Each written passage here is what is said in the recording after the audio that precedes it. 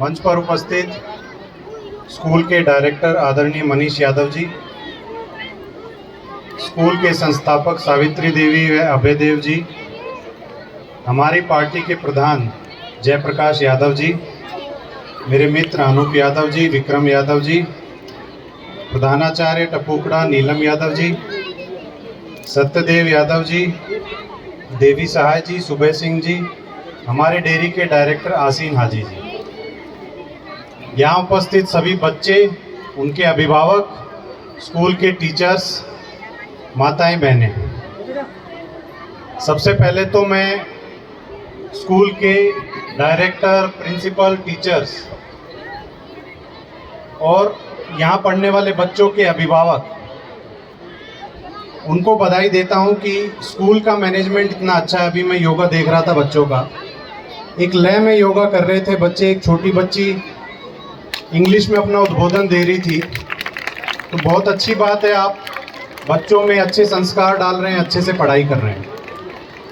कुछ साल पहले तक मैं भी आप लोगों की तरह एक स्टूडेंट ही था, फिर मैंने IIT कानपुर से अपना ग्रेजुएशन ख़त्म किया। 5 साल सेंट्रल गवर्नमेंट में 2 मंत्रालयों के साथ रहा। उसके बाद अब पिछले 3 महीनों से अलवर सरस डेयरी का चेयरमैन हूँ।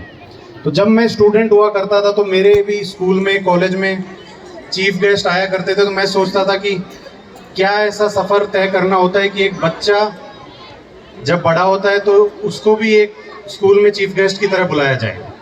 मैंने अपने जीवन में 4-5 बिंदु अपने निकाले जो मेरी स्टूडेंट लाइफ में मैंने इम्प्लीमेंट किए और आज आपके सामने खड़ा हूँ। तो मैं 3-4 बिंदु आपके सामने प्रस्तुत करूँगा। सबसे पहला है कि ईमानदारी से मेहनत करना। एक बड़े महापुरुष ने कहा है कि किस्मत वालों को उतना ही मिलता है जितना मेहनत करने वाले छोड़ जाते हैं। तो आप किस्मत के भरोसे बैठे रहोगे तो मेहनत करने वाला अपना स्थान प्राप्त कर लेगा।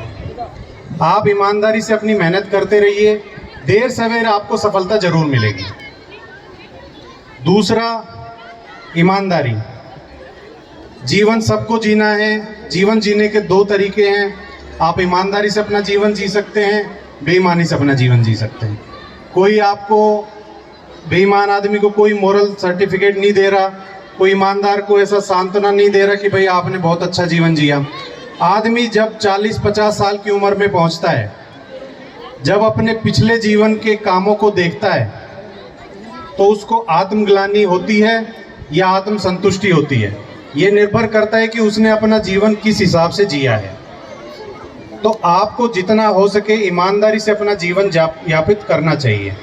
स्टूडेंट्स ईमानदारी से अपनी पढ़ाई करें, खिलाड़ी ईमानदारी से अपना खेल खेलें, गायन कलाकार ईमानदारी से अपनी कला पे ध्यान दें।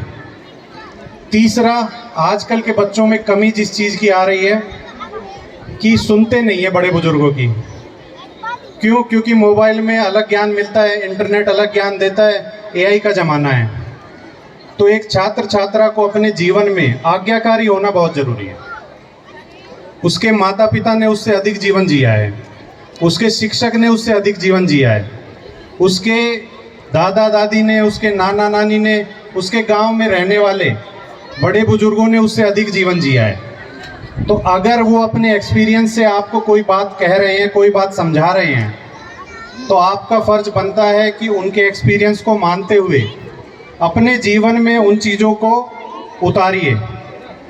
एक शिक्षक का, मैंने ऐसा कोई शिक्षक नहीं देखा, मैंने ऐसे कोई माता पिता नहीं देखे जो अपने संतान की, अपने बच्चे की बुराई सोचते हों।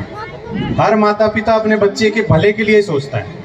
तो आपको कोई बात बताई जा रही है, आपके दादा दादी कोई बात बता रहे हैं, तो आपके भले के लिए बता रहे हैं। एक छात्र तभी सफल होता है जब तीनों चीज़ों का मिश्रण होता है उसके अंदर।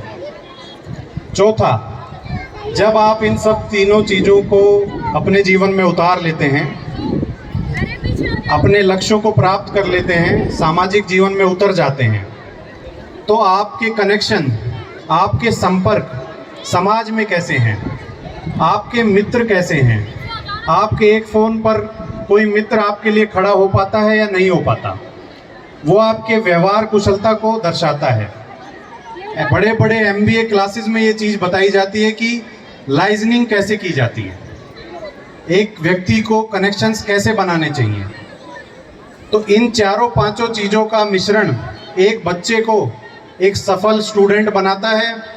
और सफलता आने के बाद व्यक्ति को कभी अपने अंदर घमंड नहीं लाना चाहिए, क्योंकि जब आप सफल होते हैं तो बहुत से लोग खुश होते हैं आपसे, और जब आप अपने व्यक्तित्व में घमंड लेके आते हैं तो उन सब लोगों की आत्मा को ठेस पहुंचती है।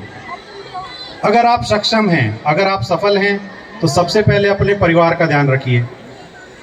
परिवार का ध्यान रख लिया, उसके बाद गांव समाज का ध्यान रखिए। गांव समाज का ध्यान रख लिया तो देश का ध्यान रखिए।